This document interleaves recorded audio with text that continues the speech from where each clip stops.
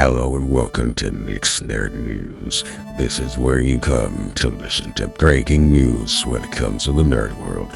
That means we have breaking video game news, movie news, and TV news. If you want to hear about the latest games, the latest movies, and everything else, stick around. Because here's your host, Nick, from a tiny studio in San Diego.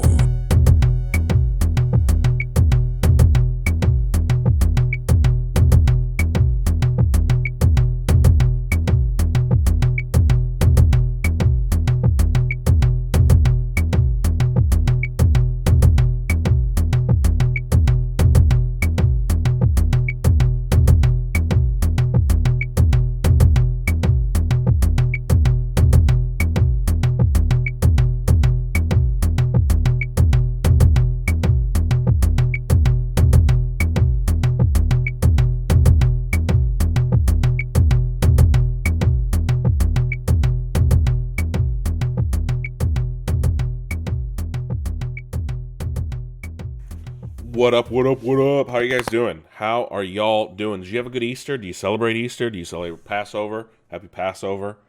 That was all this weekend, last week. Did you guys have a good weekend? Did you get chocolate bunnies? I didn't get a chocolate bunny. I was also supposed to be in Japan, but I'm not. I wasn't. I'm crying. No. How are you guys doing? Do you want to know why I was supposed to be in Japan still, actually, if my original plan had gone through. I was supposed to be at Star Wars Celebration in Japan this past weekend. That was a plan. I say that like I bought tickets and a flight and everything. I didn't. I tried to. It didn't happen. But you know what? That's the breaks in life. Other opportunities will come. We're going to talk about that. That's one of the big stories we're talking about this week is Star Wars Celebration. That actually dominated the news cycle. There isn't, surprisingly, there's big stories this week, but not many of them. It's an odd week. It's weird, but it's April, right? I mean, not a lot of things happen in April of all months, surprisingly. We're also going to talk about the Shadow Drop. I say Shadow Drop, but it's been heavily leaked over the last few weeks. The Elder Scrolls 4 Oblivion remaster. Is it a remaster? Is it a remake? Because it's blurring those lines, right? And we've talked about this before in the past with different games and different things. We're going to talk about Sinners. I didn't see Sinners, but there's really strange reporting going on in regards to Sinners and the money it's made at the box office. And it kind of ties into the conversation we had last week about how Hollywood needs to take risks, right? So there's conversations that are going to be had and having and just it's we're going to talk about that. A couple new movie trailers dropped. We got a new trailer for Fantastic Four. We got a trailer for Predator Badlands. There's that. And the return of Andor. We're going to talk about that as well. So, got some good things on the books today for you guys to listen to me ramble on about as I do from week to week to week to week. So, yeah, that's what's going on. But anyway, before we get to the news, why don't you head over to nixnerdnews.com. That is the one-stop shop for all things Nick's Nerd News. You can listen to the show right in your browser, or you can take us on the go, because I got links, all the links to Spotify, Apple Podcasts, Amazon Music, iHeartRadio, and YouTube. Right? Also, check out the social media tab. We're on Twitter. We're on Instagram. We're on Threads. We got a Facebook. And guess what? YouTube's also a social media site. What? Anyway, let's not waste any more time and get straight to the news, shall we?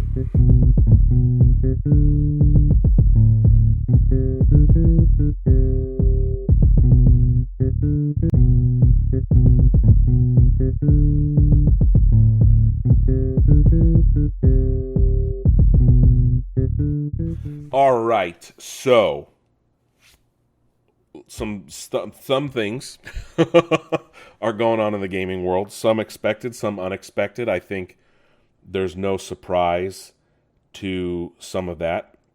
But anyway, how about this? Assassin's Creed Shadows was the best-selling game in the U.S. for March. How many of you expected that? Did any of you? Because of all the nonsense being talked about online? All the hate being spewed for no literal reason? Because it's actually a good game? Oh, shocker. Look at that. I'm still playing it. I've been a little slow on it, which is rare because I love Assassin's Creed usually. I am having fun with it still, don't get me wrong. A lot of things going on, and Call of Duty keeps calling my name. But yes, it's actually the best-selling game this year, only behind Monster Hunter Wilds. That is telling you that all the noise online is all BS. It's all hate. Oh shit! What is it? Rage bait. It's all fucking rage bait, and it always has been, always will be. These people that were griping on it probably bought it, played it, and are loving it, but they're not going to say that. They're not going to say that because they want to rage bait you into their click farms. I know I'm not using any of those terms properly, but you get the gist of what I'm saying. It is the best-selling game in the U.S. for March by dollar sales. And that's from Circana, the analytics group. So, it, like I said, only behind Monster Hunter Wilds, way above Kingdom Come Deliverance 2. Best-selling game on Xbox in March. Second best-selling game on PlayStation and Steam. Look at that. That tells you that the noise was all fake. It was all fake. And it always was, always will be. And maybe got a bump from the Elon tweets. Third biggest in franchise history in the U.S. as well, following Assassin's Creed 3 and Assassin's Creed Valhalla. Look at that. So, if anything, that tells you that I don't know if it's enough to save Ubisoft.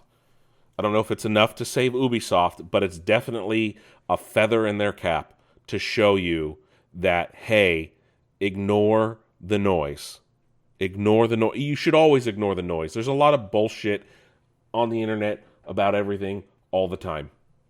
And this is proof. This is proof alone that it was all noise and all nonsense to begin with. I knew it. I knew it would be like that. So it's frustrating when people hate on it for no reason before they even play it, because it was delayed, because of other things. So, yeah. But it's wild. So in second place behind Assassin's Creed was MLB The Show, which was the best-selling game of the month for PlayStation. That's one of the best-selling years it's had for the show. Fortnite did well, things like that as always. So, top 20 selling games in March in the U.S., like I said, were Assassin's Creed Shadows, MLB The Show 25, Monster Hunter Wilds, WWE 2K25. Look at that, making the top 5. Split Fiction, good to see that make the top 5. Call of Duty Black Ops 6, still in the top 10. PGA Tour 2K25, NBA 2K25, Bleach Rebirth of Souls, Kingdom Come Deliverance 2, Minecraft, Grand Theft Auto 5. Look at Grand Theft Auto 5 still in the top 20. EA Sports FC 25, Red Dead Redemption 2, Madden NFL 25, Elden Ring, Xenoblade Chronicles X, Suikoden 1 and 2 Remaster, Marvel Spider-Man 2, and EA College Sports Football 25. But yeah, take that, haters of Assassin's Creed Shadows, for no real fucking reason.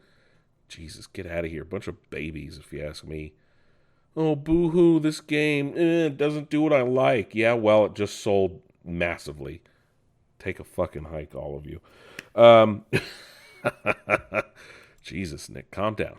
Calm down.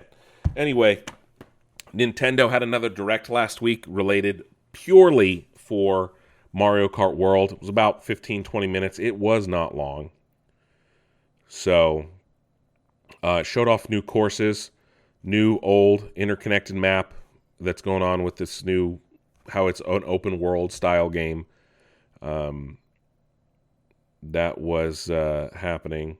They said they've reimagined older courses. What they're saying, quote, reimagine to feel at home within this vast new world, offering fresh experiences on classics, unquote. New techniques and characters, up to 24 racers per race, which is wild. But it featured a lot of these new characters. Piranha Plant is a character. And new techniques to utilize. They have a charge jump. What is this? And then rewind features. Oh, look at that. It's like Forza now. The new races that are added, like Grand Prix and Knockout Tour, Mario Kart Free World Free Roam. They showed off Free Roam and how you can play with friends, different modes, different items, and new support features. So that's available online if you guys are going to get a Switch 2 and are getting Mario Kart World. And speaking of the Switch 2, pre-orders are going live early, actually. They were expected to go live tomorrow evening for certain retailers, which they were delayed, obviously, about 2 weeks. They'll start at midnight on March 24th, so midnight tonight. So it's after 9 p.m. here in California. So they're live on the East Coast at least. It's 9 p.m. Pacific, so it's actually, you can start doing it now. Walmart, it went live on. Let me see, you can get other things. There's some other locations that it wasn't live yet, because some retailers are waiting. Let me see, I guess it's only Walmart right now, which is a little crazy, if you ask me. I'm surprised no Target or GameStop is on this list of where you can pre-order already. Oh, I misspoke. So Best Buy, Target, and Best Buy and Target all went live at 9 p.m. And then GameStop, they will go live at 11 a.m. tomorrow, 11 a.m. Eastern, 8 a.m. 8 a.m. Pacific. So you can buy them on Best Buy, Target, and Walmart as of right now. But you'll have to wait for GameStop and Nintendo and everything like that. So just so you guys know.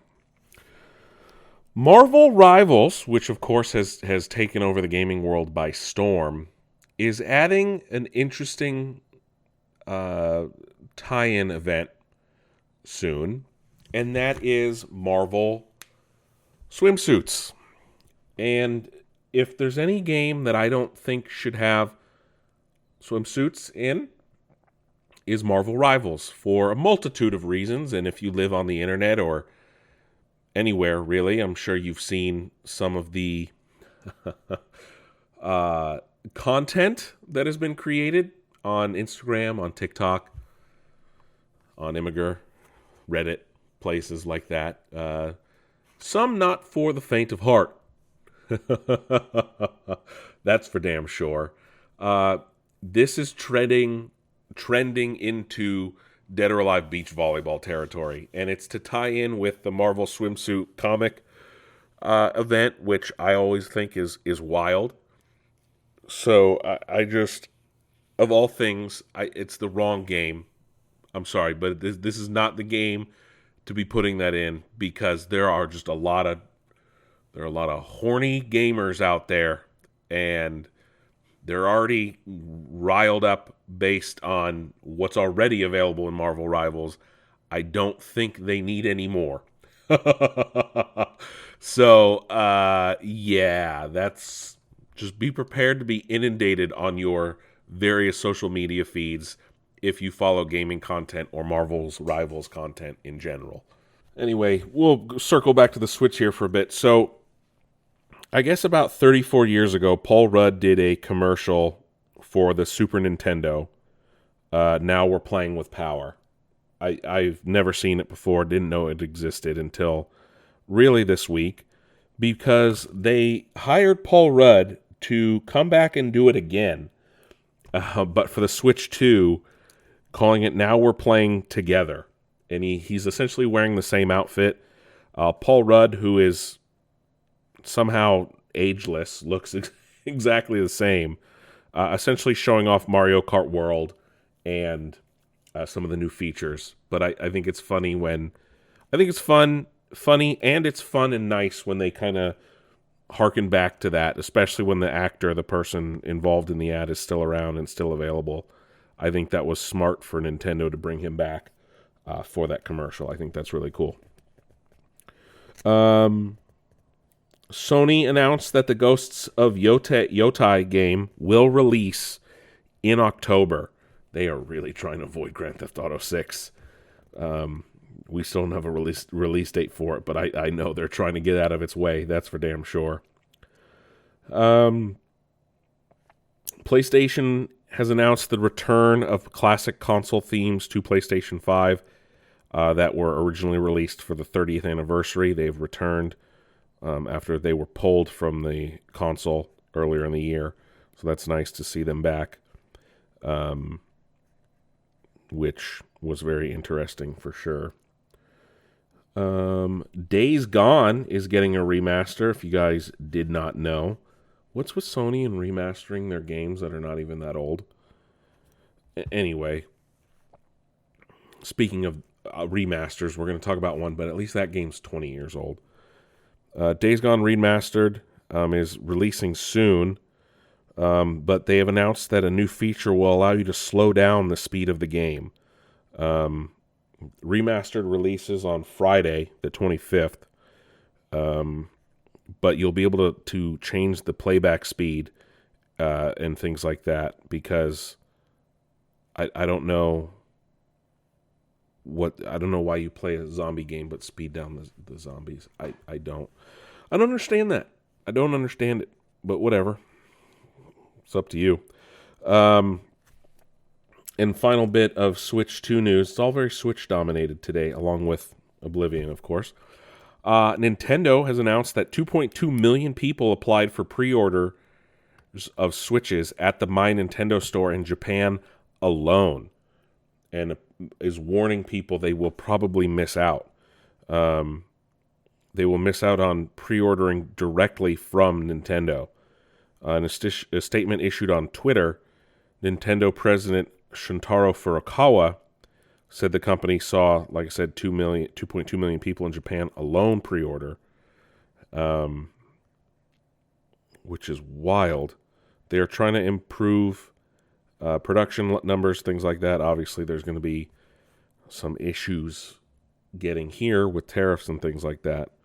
But 2.2 million people pre-ordered from Nintendo alone in Japan, not even counting other retailers. The biggest news of the week in gaming, though, of course, is the official announcement and the release of the Elder Scrolls 4 Oblivion Remastered. And it has literally taken over my everything. People at work are talking about it. It's flooded every gaming meme page and group chat I have. It's all over everywhere at this point. And funny story, I've never played an Elder Scrolls game ever, but the first achievement ever earned on my Xbox is from the Elder Scrolls 4 Oblivion, and that was on my first 360. My first game was Dead or Alive 4, but you don't earn an achievement right away in that. But you get an achievement in the Elder Scrolls from starting the game or something. I don't remember. And my friend brought it over and we played it. And this is obviously in the days before you having to fully install a game. And yeah, my first ever achievement was for Elder Scrolls 4 Oblivion about 20 years ago, give or take a few months, as I near 100,000 gamer score But let me see if I can pull up the exact achievement. It's probably back in the remastered. Hold on, I'm looking for it now. So, unfortunately, I don't see the date, but it was escaped the Imperial Sewers, main quest beginning, 50 gamer score, 50 gamer score unlocked. There you go. That was the first ever achievement I earned on my console. Was that, which is a wild thing to say, which I can't believe. Anyway, that yeah. So anyway, the remaster has come out. People are having a blast with it. I will say that. I'm sure you guys are seeing character creations and things like that all over your Instagram feeds, TikTok feeds, things like that. First look in gameplay, of course, was revealed yesterday morning, and then they announced that the game was out. It's already like the #1 game on Steam. No surprise there. You can get it on Game Pass if you don't want to buy it. And otherwise, I think it's out for $50. But it runs at 4K, 60 frames per second. They've changed from what they're showing off. It looks amazing compared to the game came out in 2006, so just shy of 20 years of when it came out on PC and console and things like that. But remastered launched yesterday, $50. It's 119 gigs on all consoles, and as well as Game Pass Ultimate. There is a more expensive deluxe edition that includes Horse Armor DLC. Yes, the Horse Armor DLC has returned. That's hilarious, though. But the deluxe edition includes digital-based game, unique digital Akatosh and Mehrunes Dagon armors, weapons, and horse armor sets, digital art book and soundtrack app, Shivering Isles and Knights of the Nine story expansions, additional downloadable content, Fighter Stronghold expansion, Spell Tome treasures, Vile Lair, Mehrunes Razor, The Thieves' Den, Wizard's Tower, Ori, and Horsepack armor. Those are available in the standard edition as well. The only thing the standard edition does not have is the digital art book and soundtrack app, nor the unique Akatosh and Mehrunes Dagon armors, weapons, and horse armor set. But yeah, the reveal is amazing. Like I said, the images I've seen, people are saying it's the changes and remaster are big enough to maybe even call it a remake. Now, here's the thing. Here's why I probably would not call it a remake, in my opinion, and I think why they're calling it a remaster. All the voice acting is the same. That hasn't changed. And all the bugs and everything else like that is unchanged. This is not a remake in the sense of what... I'm trying to think of what... like the Final Fantasy game, Final Fantasy VII Rebirth and Final Fantasy VII... remake, I guess. Yeah, that's what's called. Those are remakes from the ground up, completely remade. This is a true. This is blending the line though of a remaster and a remake, because you have remasters like the Halo 10th anniversary and Halo 2 anniversary, and then you have like Mass Effect Legendary Edition. Those are remasters. They cleaned everything up, fixed the UI, kind of made everything work together. Then you have remakes like the Final Fantasy VII remake, like the Resident Evil remakes, right? And then you have this, which I think is kind of blurring, very much blurring the line between it. And I'm wondering, and Bethesda is saying they never wanted to remake it, which makes sense.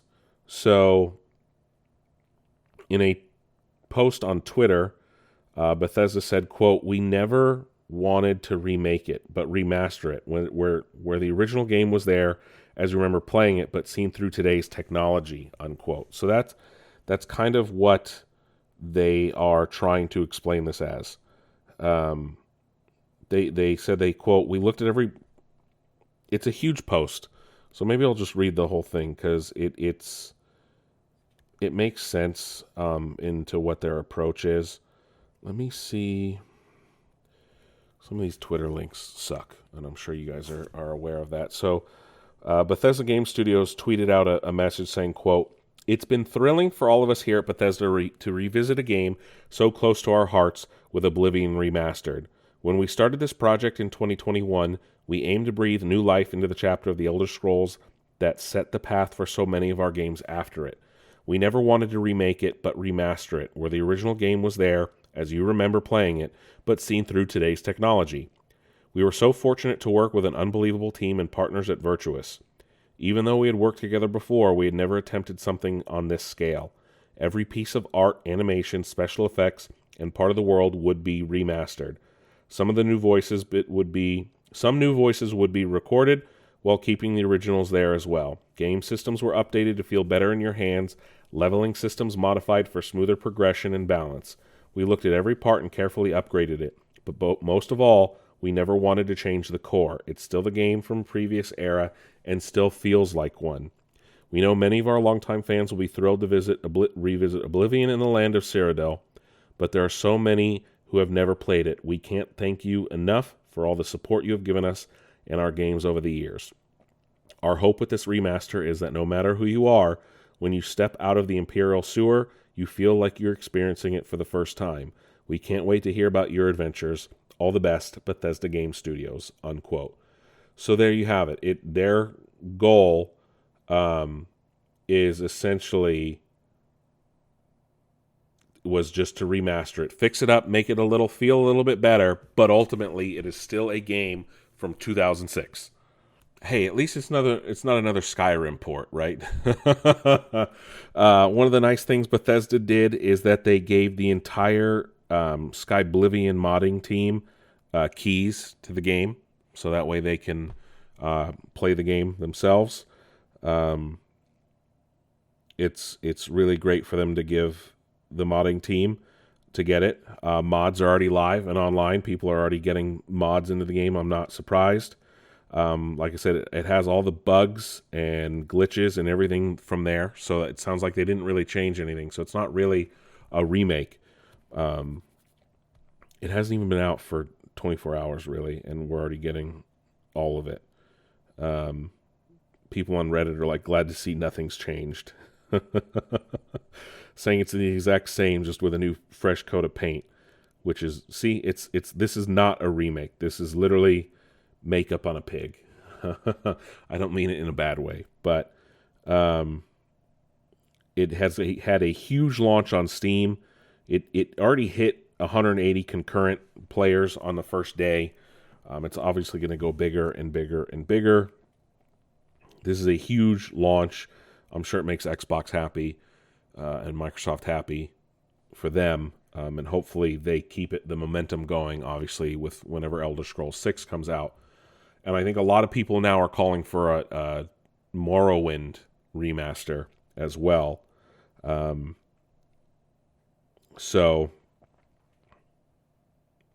Even one of the original designers of the game has spoken about the remaster. Senior game designer Bruce Nesmith is calling it. He's saying calling it a remaster, quote, actually does not necessarily does it justice, unquote. So he was in a conversation with Video Gamer. He was talking about it and saying, quote, "I was assuming this was going to be a texture update. I didn't really think it was going to be the complete overhaul that they've announced it to be.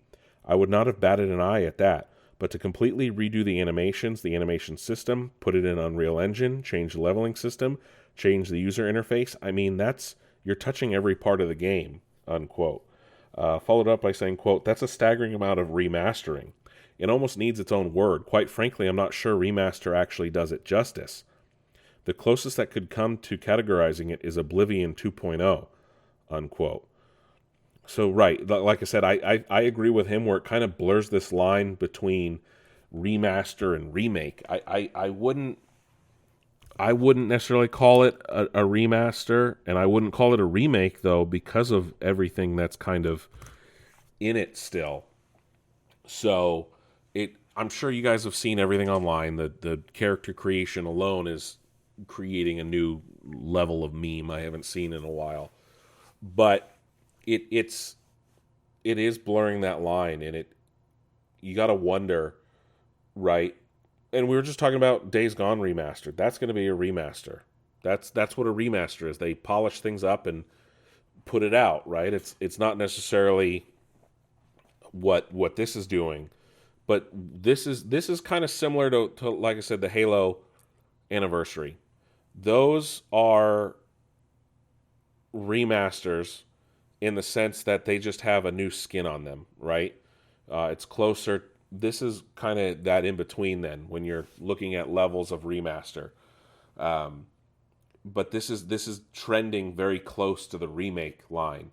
It's not on the same sense of the remake, like I said, like Resident Evil or Final Fantasy VII, but it's an interesting place to be. And I think this is personally, I think this is a better way to do remasters. I prefer a remaster to come out. You got to wait at least 10 years for a remaster, in my opinion. At least, at minimum, 10 years, right? This is better where it's 19, 20 years. Then you can really see the difference between the two. When you do one less than 10 years, like whatever the shit they pulled with the Last of Us games, like it's like you can't even fucking notice the difference. They kind of even did that with Horizon Zero Dawn, right? There's a small difference. There is somewhat noticeable, but not by much. And I think that we shouldn't normalize remasters when it's less than 10 years old. We shouldn't do that. I think that's a farce. I think it's a money grab, regardless if it's free or not. But this is the time frame I like. Even with Mass Effect, I mean, we were pushing. I mean, it had been over 10 years since the first game, so yeah, it had been over 10 years, I think, in regards to all of those games. So I can get behind that, but again, we need to figure out as a gaming community what we're going to support and what we're not, and I think there needs to be more backlash against games that are less than 10 years old being remastered. I think we need to get. I know this is a huge effort and time and money and things like that, but I think this is the things we need to ask for more of on older games. Obviously, there's been attempts where they try to do that and they break it and make it look worse. I'm looking at you, Arkham Collection, and other things, but it's an interesting future as we get longer and longer into the age of gaming, right? And deeper into it. Gaming's been around for over 40 years at this point. Some of these games from 30, 40 years ago, you can't really remaster, right? You might have to remake them at some point. Case in point, I keep going back to Final Fantasy VII. So, and what quantifies as a reboot then as well, right? Where do we call it a remake? Where do we call it a reboot? Where do we call it a new direction for the IP? Look at what happened with Prince of Persia recently. Sands of Time, or I forget what the new one is called, the side scroller. So it's very, very weird with gaming and IPs. It's like, is it a remake? Is it a reboot? Or is it a remaster? And obviously they all start with R and RE, so that doesn't fucking help, right? Because people are going to say the wrong thing thinking of one thing or another. I've already said reboot or remaster in the wrong place a few times in this conversation alone. So, and like I said, some things might quantify as a reboot. When it's a remake of a middle game in the franchise, it's definitely not a reboot at all. But if it's like a spiritual reboot or whatever you want to friggin' call it, there's things that need to be quantified. I think there's things that need to be championed. I think there's things that need to be thrown out. But luckily, this is starting to be a success. And I think when, just to pull it all back together, I know I'm rambling and going in circles at this point, but if the original code is there, if all the bugs and glitches are there, if the voice recording and everything is there, and the bones of it are still there, that's a remake. Regardless of what people want to say, it's a remake. Or a shit. See, I'm already wrong. That is a remaster. Look, I can't even quantify it myself because it blurs the line so much. If the bones are the same, it's a remaster. If you do everything from the ground up, it's a remake. There you go. I quantified it for you. That is where I'm going to draw the line. And that is where we're going to draw the line on gaming news today. And let's see what's going on in Hollywood, shall we?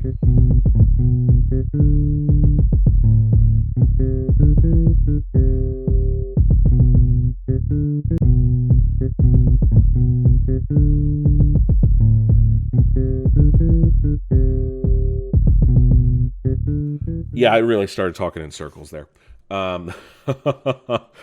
Anyway, what's going on in Hollywood? So, Marvel released a trailer for the Fantastic Four, a full Fantastic Four trailer, and they definitely are showing off the 60s vibes, and how it's definitely set in an alternate 1960s, and it emulates things that I haven't felt for a Marvel movie in a while, like hope.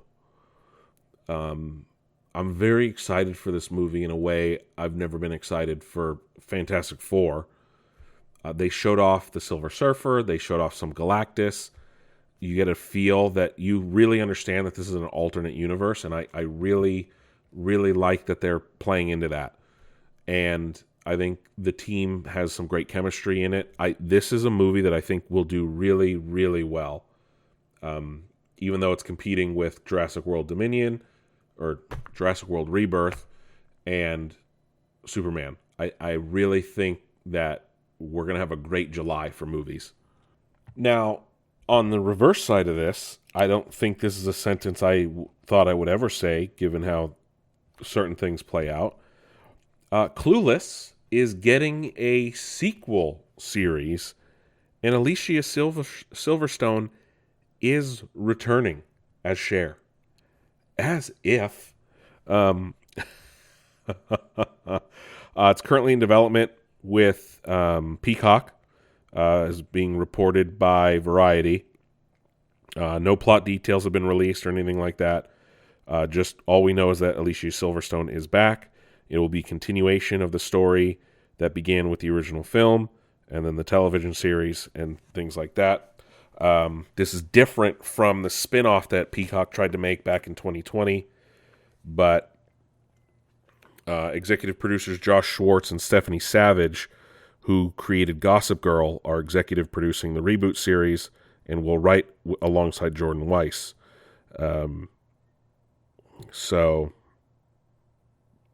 This is a sequel to the movie, not the television show, because the television show did not star Alicia Silverstone. So, there you go. Let's talk about Mythic Quest for a second here. So, after Mythic Quest was canceled, Apple announced that they would be changing the finale and releasing that after the fact. Well, what's very strange is they have removed the original finale and replaced it with the new one that they filmed as a series finale, which is all very, very, very strange. It's unheard of usually for this. Most shows kind of get like a movie, like a TV movie to wrap it up. But yeah, that it's strange, especially as it was canceled after the season finale aired.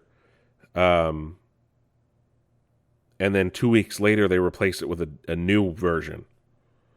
But it's weird that they would pull the original completely. We go back to this streaming stuff of being pulled, and it's very strange. I don't like it. A lot of people don't like it. I think streaming needs to be reevaluated as we get more and more into more streaming and things like that. This is why physical media is king. The Minecraft movie has barreled its way past $700 million at the global box office. It is really, really going to probably end up either being the highest grossing video game movie of all time or getting pretty fucking close to it. Regardless of all the shit that I am not happy about going on with screenings. And I know I spent a lot of fucking time last week complaining about legitimate things to complain about. But this movie is a juggernaut right now. Look at this. The director went from directing movies like Napoleon Dynamite to directing the Minecraft movie. It brought in $41 million this past weekend at the U.S. box office over the Easter weekend. $16 million on Friday, $15 million on $16 million on Saturday, and $9.5 million on Sunday. That's wild. That is wild. Sinners, of course, won the weekend. But Minecraft has grossed $345 million in the United States and $375 million internationally, which brings a total to $721 million total gross right now. It would need to make at least another $279 million to overtake the Super Mario Brothers movie as the highest grossing video game movie of all time. I have a very strong feeling that it will. I have no fear that this will not overtake it. And it's funny because critics hated it and the general audiences are loving it. And this is proof apparent. I think critics are starting to lose it. Andrew Garfield, in certain movies, Andrew Garfield has said that he is willing to return as Spider-Man under one condition, which I'm game for. And he was, who was he talking to? At the Middle East Film and Comic-Con, he was asked about maybe returning. He said, quote, "I really love playing Spider-Man. I would love to play the character again in some capacity, but I think it would have to be very weird. I think I would want to do something very strange. I would want to do something very unique and offbeat and surprising, kind of like the creative freedom that they have with the animated Spider-Verse movies. I think they're so great, and you can honor the character in so many different ways through the multiverse," unquote. There we go. Maybe if it's a multiverse movie, he'll return. Please bring him back in some capacity. Netflix has announced that Wednesday will return for part 1 on August 6th. So yeah, people are into that. And then announcement today, they're making a Toys R Us movie from the team that makes the Sonic the Hedgehog movies. So they said it's being inspired by Night at the Museum, Back to the Future, and Big. I don't know why are we getting movies about a retail store, let alone a doll that we got with Barbie and some other things. This is via Variety. Story Kitchen, the team behind every video game adaptation that's recently come out, like Sonic the Hedgehog, things like that, is developing a Toys R Us movie, saying, quote, quote, "Toys R Us is a cultural touchstone that continues impacting the child and all of us today," unquote. That was Story Kitchen co-founders Dimitri M. Johnson and Mike Goldberg also saying, quote, "As an 80s kid who considered Toys R Us one of the most magical places on earth, we're honored to partner to create a film that will capture the spirit of adventure, creativity, and nostalgia that Toys R Us represents," unquote. Like I said, they're pulling from the museum, Back to the Future, Big, things like Barbie. No other details about it, but it's coming from Story Kitchen. And producer Kim Miller-Olko said, quote, "As Toys R Us's first film, this project is an exciting opportunity to bring the magic of our brand to the big screen." It will be a journey as boundless as play itself, evoking the electric sense of wonder that is the essence of Toys R Us. This story will capture the imagination, adventure, and joy that has made Toys R Us a destination for kids of all ages." Unquote. So, I don't understand. Why does Toys R Us, which kind of fell apart in the last few years and kind of still exists, have a Toys R Us Studios? What does that even mean? What does that mean? All right, this movie better be good to warrant this. If it's like Toys Come Alive, like a Toy Story-esque thing, then I think it could work. Other than that, I think we're making a mistake. Andor returned last night to Disney Plus, and it was 3 of the best episodes of Star Wars I've seen in quite a while. It is set a year after the ending of the first season, and then we're going to take another time jump after this. Each section of 3 episodes in season 2 represent 1 year, ultimately leading up to right before Rogue One. But we finally got to see the planet where Sinar Fleet Systems develops new TIE fighters for the first time in canon. First time on screen of all Star Wars media, Legends, everything, the past. We also got to see Chandrila for the first time, home of Mon Mothma, and as we see her daughter be married off, and her plotting and shenanigans with the rebellion, we got to see Yavin 4. Cassian fails for a while flying a TIE Avenger. This is the first time it's entered new canon. It used to be in Legends as well. But there's a lot going on, and there's some heavy shit going on that I would never thought I would have seen in Star Wars, and I'm not the only person saying this. If you watch any other major Star Wars creator, they're also talking about it as well. A very, it's not graphic, but it's a very intense depiction of SA. I'm not going to say the word because that could get me flagged on certain platforms, of the R word. And, you know, Star Wars has never been as visceral as it has been with Andor. And I think it's a good thing, because it if there's any show that is going to portray adult themes like this, it is Andor. And I think Andor has earned its right to do that. It's not a playful Star Wars show like some of the other things have, and yes, they might have more adult themes, but this is real Star Wars content for adults. Star Wars at its core, if you watch or listen to George Lucas, is for children. Andor is one of the first things they've done that is not. And I respect that, because they do it in the right way, and it's a great show that is respected by a lot of people. And I will echo what I said with the first season. This is Star Wars if it was on HBO. And it is living up to that. And I am very excited to see where they go with the rest of this season.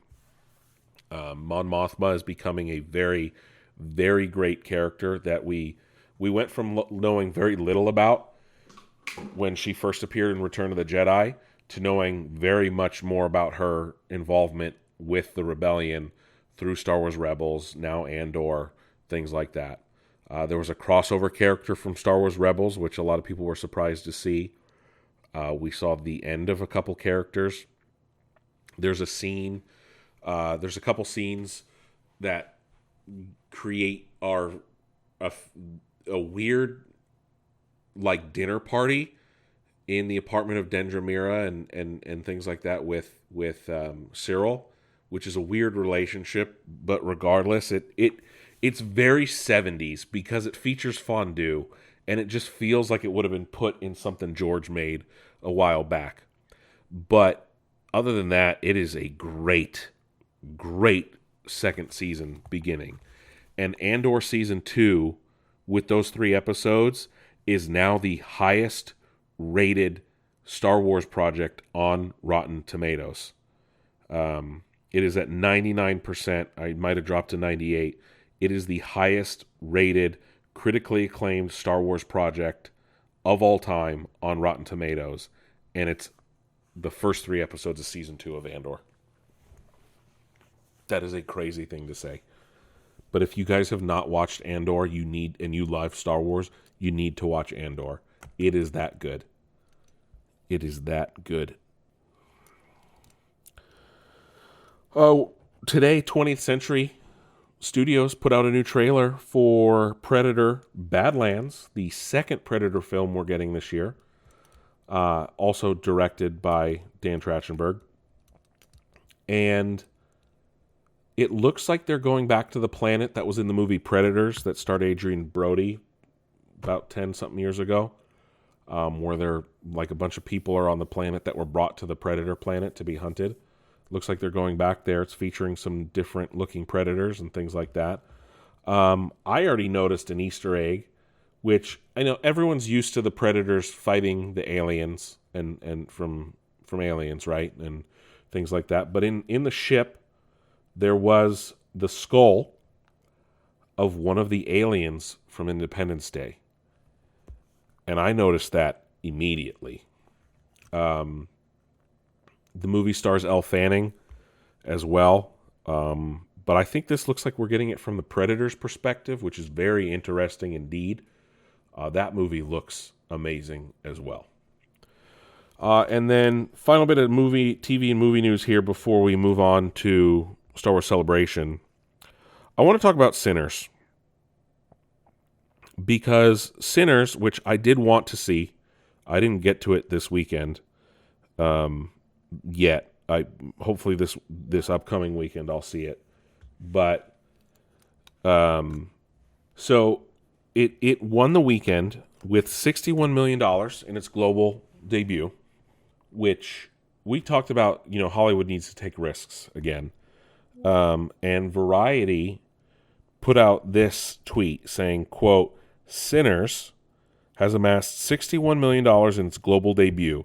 It's a great result for an original R-rated horror film, yet the Warner Brothers release has a $90 million price tag before global marketing expenses, so profitability remains a ways away, unquote. I'm sorry. What? It's also one of the highest rated horror films on CinemaScore. And then Ben Stiller responded saying, quote, in what universe does $60 million opening for original studio movie warrant this headline, unquote? He is not wrong. This is the problem. By all means, by all measures, that is a resounding success for Sinners. I think positive word of mouth, the fact that it's like 100% on Rotten Tomatoes, it is going to make its money back in spades. And that's kind of poor phrasing because of that movie. The way, word salad. Okay. I think that's maybe a more American thing. But regardless, there's in no universe can you paint this as not successful. And I don't know what the fuck Variety is thinking. Okay? Because, and this is what Ben Stiller's calling out. He's like, this is a success. How can you paint this as not a success? And this is why this is why we need to take more risks in Hollywood. I say we, like I work in Hollywood. This is why Hollywood needs to take risks on good ideas.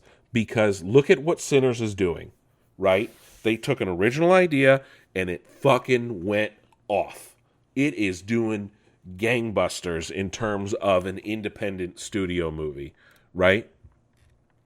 I know they spent a lot of money on marketing. But I'm looking at Box Office Mojo, and as of today now, it is already up to $79 million worldwide. Look, they are going to make their money back. This is going to be a profitable movie. And for Variety to pull some bullshit nonsense like this, it's insane. It made $8 million on a Tuesday. Okay? Minecraft just did $8 million on Easter Sunday, and Sinners is putting over $8 million in on a fucking Tuesday. Variety needs to pull its head out of its ass. And I read Variety sometimes and things like that, and I read the trades when I can. But Variety needs to pull its head out of its ass if it's going to keep talking like this. Because no studio is going to want to take risks if it's being reported this way. This is a problem with Hollywood sometimes. Is if they've gotten too I can't think right now. They've gotten too big for their britches. Is the simplest way for me to put it. Sometimes they have got an ego the size of Mars, and sometimes it needs to be put in check. Obviously, actors know, and they want to get smaller stuff made all the time. Netflix takes risks with smaller shit, but it's dog shit a lot of the time. They don't give it to things like this. By all means and measures and every which way, Sinners is succeeding.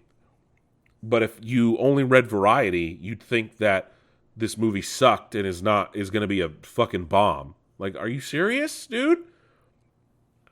This is the problem, and it needs to be corrected and fixed because it's outrageous that we would call this not a success. And I cannot wait to see the movie. I really can't. I just have not had the opportunity yet to get to it. So all of you out there, if you haven't seen Sinners, you should go see it. And I'm hearing great things from the people that have seen it. And Michael B. Jordan's great. Ryan Coogler and him together somehow just always create gold. And they did. But yeah, I can't believe they would, and I agree with Ben Stiller wholeheartedly that in what world does that warrant that headline? 1,000%. Anyway, that is it for Hollywood news. We got some more stuff we're going to talk about, and we're going to recap Star Wars Celebration from Japan this past weekend. So stick around.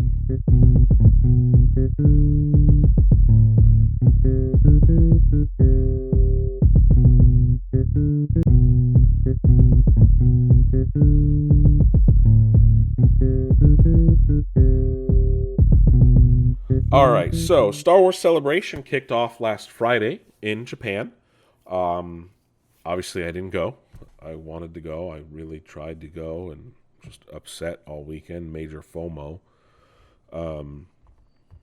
Anyway, because I was going to also take a small vacation in Japan. I'm going to cry about it. No.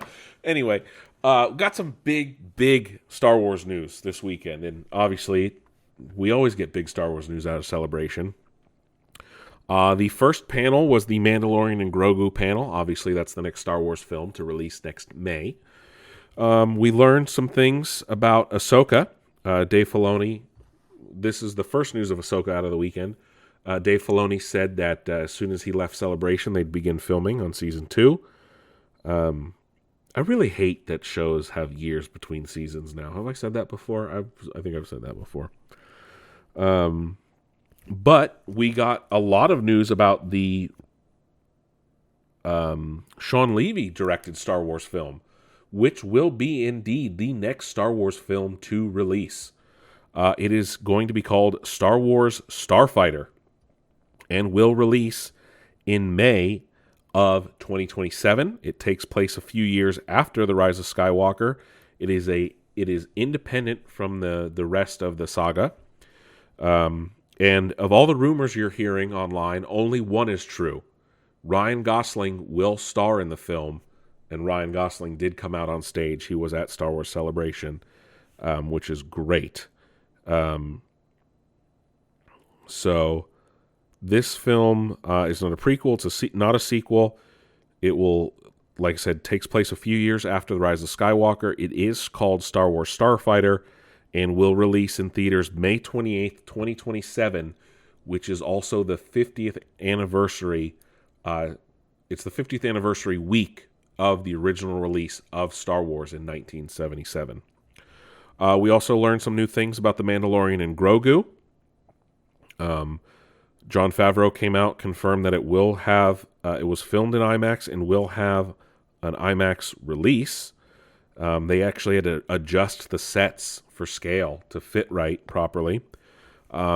Characters from Star Wars Rebels will be in the film, including Zeb, BD-1 from the Fallen Order and Jedi games as well, and Chopper. Chopper's going to be in Ahsoka Season 2. Sigourney Weaver will be in the film. She was there.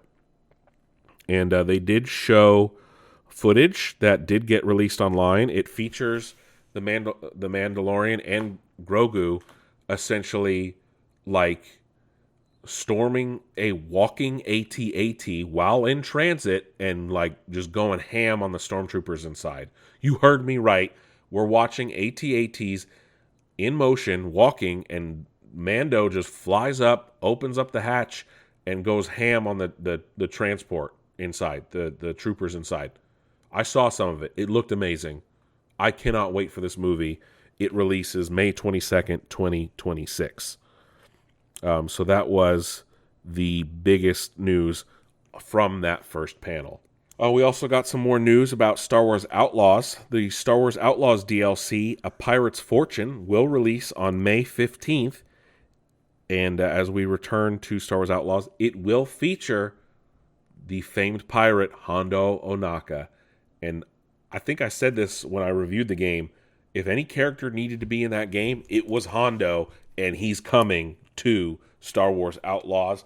And that is the best news I've heard in quite some time. He's one of the best characters to come out of Clone Wars.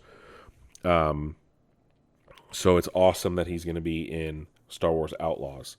We also learned a bit about Star Wars Zero Company, the new Star Wars game that is set to release next year from Respawn and Bit Reactor. We got to see some gameplay. It does look like they are really trying to emulate XCOM here. It will be a Star Wars strategy single-player game. At the Star Wars Animation panel, which Lucasfilm Animation celebrated their 20th anniversary, and they put out a poster with like all the characters. It's very reminiscent of those old Lucasfilm posters with all the characters. I thought that was great. We got the announcement of a new animated Star Wars show coming in 2026. Star Wars Maul, Shadow Lord.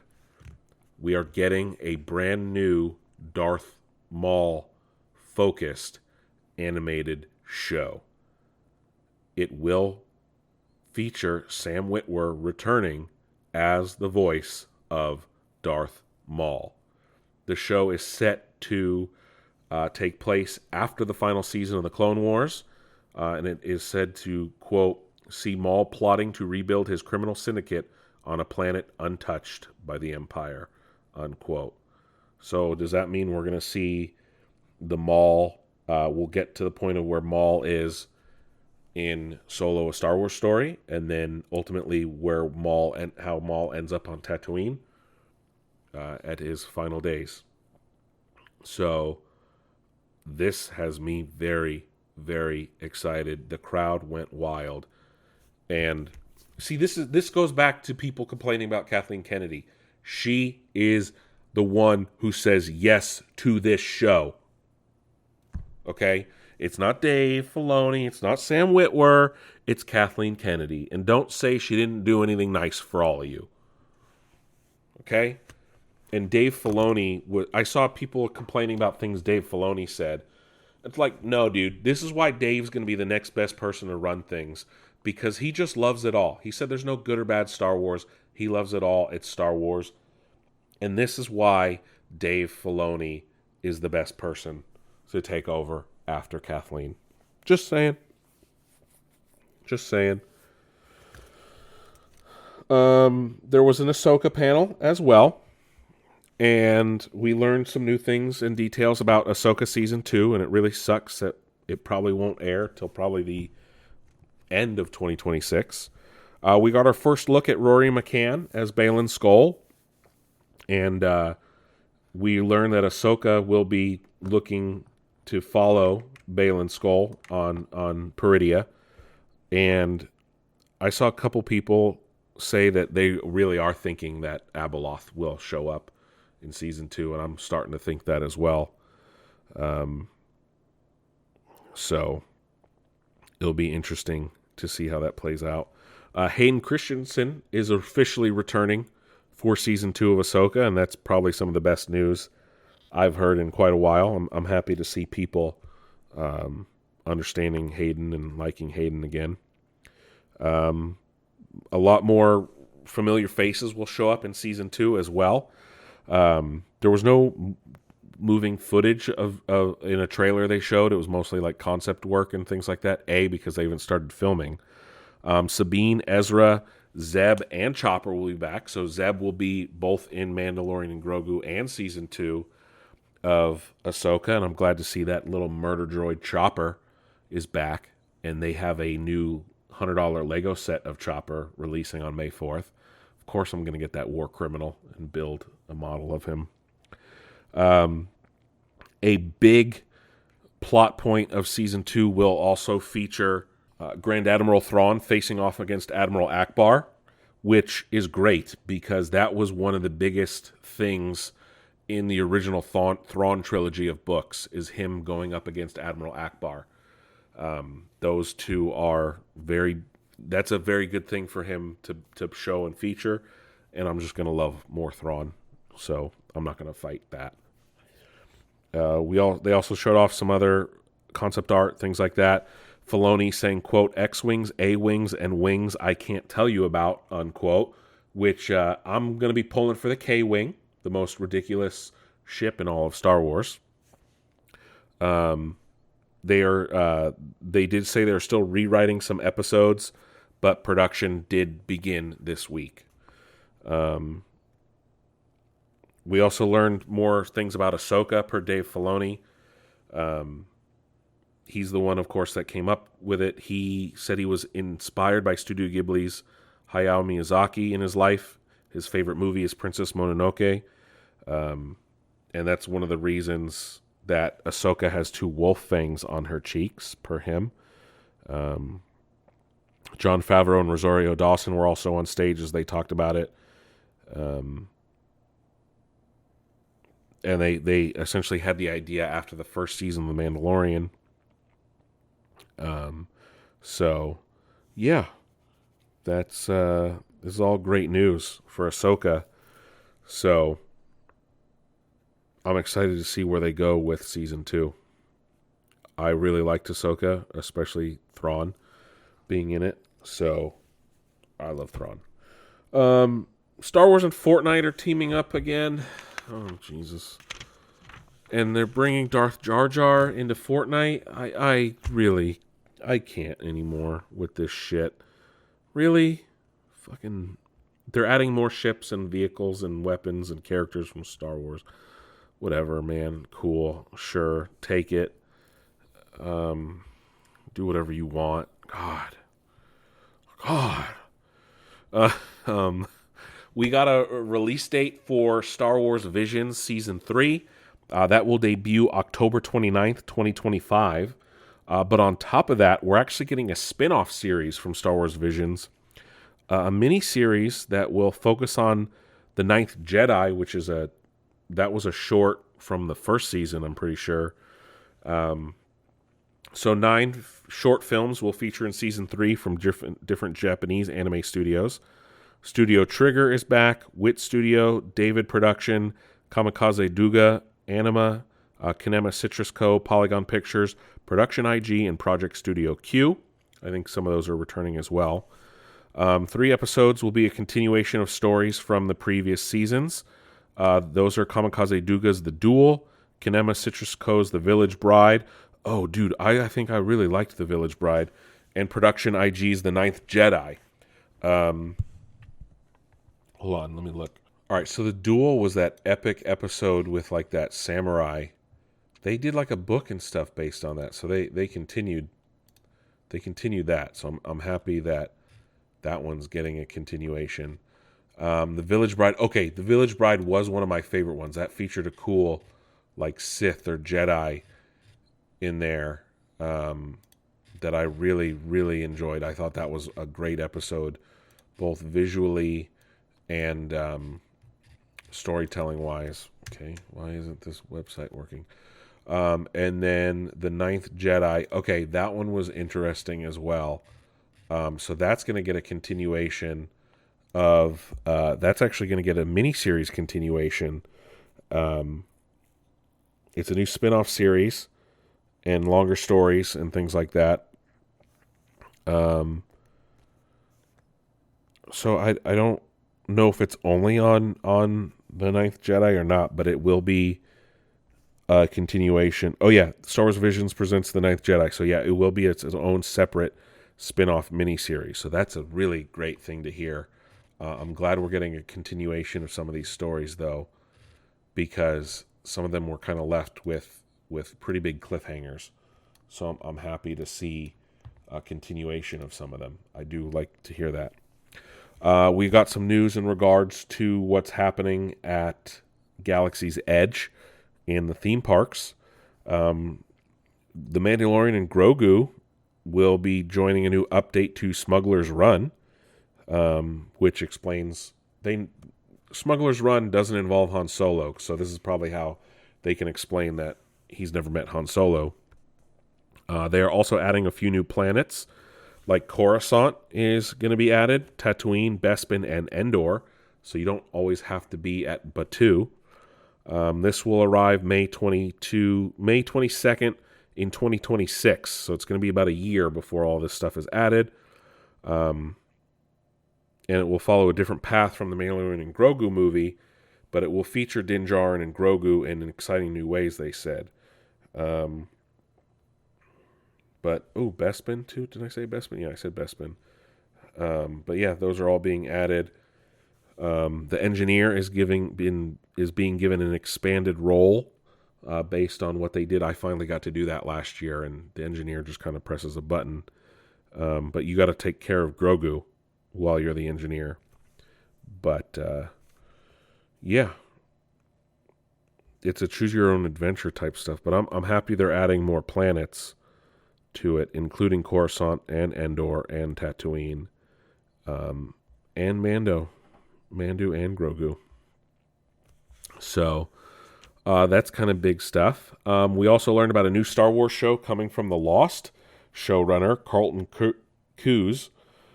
He will be working on a new Star Wars streaming series with his son, Nick Cuse, who also wrote the Watchmen and the Leftovers television show. Via Variety, quote, "There are practically no other details available about the show, such as which characters will include, when it will take place in the Star Wars timeline, or which actors will be cast." But that's all we know about that. Some other big news out of Celebration. They announced not a whole lot of books, surprisingly. Maybe because it is in Japan, so maybe there wouldn't be a lot of English readers. I don't know. Things like that. But the Andor panel, they did have an Andor panel. Diego Luna says you should watch Rogue One after the end of Season 2 because it will hit differently. So, yeah. Star Wars Outlaws. Star Wars Outlaws is coming to Nintendo Switch 2. New Hasbro figures from The Mandalorian are coming. Monopoly Go is getting a Star Wars team up. And then we learned of the dates of the next Star Wars Celebration. Star Wars Celebration will return to the United States in April of 2027. April 1st through the 4th of 2027 to celebrate the 50th anniversary of A New Hope and Star Wars in general. It will take place at the Los Angeles Convention Center. And it's kind of a full circle moment for me. If I go, I plan to go. I really, really plan to be there. It's a lot easier when it's in the same state you live in. My first Star Wars Celebration was in 2007 at the Los Angeles Convention Center. So I don't have that t-shirt anymore. That would have been great if I could wear that shirt. Celebration 4 in 2007 was my first celebration. So if I go, and I plan on being there, it will be the 20th anniversary of my first celebration and my fourth celebration overall if I go in 2 years. So we'll talk about that in 2 years. But that is it for Nick's Nerd News this week. Thank you guys for listening to a little bit longer of an episode so we could cover all the celebration as well. And I will catch you guys on the flip side.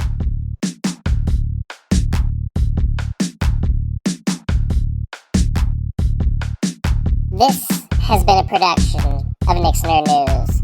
Please do not use without implicit faxed permission. And yes, that means with a fax machine. Thank you, and have a nice